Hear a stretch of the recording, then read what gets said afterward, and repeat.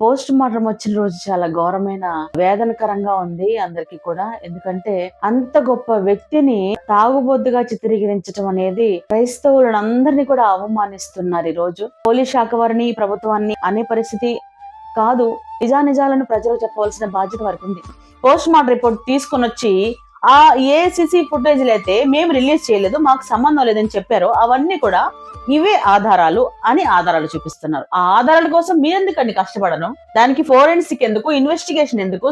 Just అక్కడ ఆ dead బాడీని చూసిన కొద్ది నిమిషాలు వాళ్ళు తీసుకున్న ఫుటేజ్లలో నుంచి వాళ్ళు ఇన్ని తేడాలని ప్రజలు షేర్ చేసుకోవడం జరిగింది. ఇన్వెస్టిగేట్ చేసి దానికి మించింది ఏం కనుక్కున్నారు? మీరు లాస్ట్ వచ్చేసరికి ఏ ఫుటేజ్ అయితే మా సంబంధం లేదు, ఆయన ప్రవీణ్ గారు కాదన్నారో అది దాన్ని మీరు వైన్ షాప్ కి వెళ్ళారు, తీసుకున్నారు, తాగారు, రోడ్ల మీద 2-3 సార్లు పడుతూ లేస్తూ అక్కడ పడుకుంటూ ఇక్కడ పడుకుంటూ వెళ్ళారు. ఆయన ఎంత గొప్ప వ్యక్తి, ఆయన అంత సిల్లిగా ఎందుకు పడుకుంటూ లేస్తూ మనిషి అన్న వాళ్ళు ఎవరు అంగీకరించలేకపోతున్నారు ఈ నిర్ణయాన్ని. క్రిస్టియన్స్ కాదు, ఏ హిందూ కూడా ఒప్పుకోవట్లేదు, ఏ ముస్లిం కూడా ఒప్పుకోవట్లేదు. కావాలంటే ఇంకొక సర్వే చేయండి, ఇది న్యాచురల్ డెత్ అని మీరు అనుకుంటున్నారా అని అడగండి.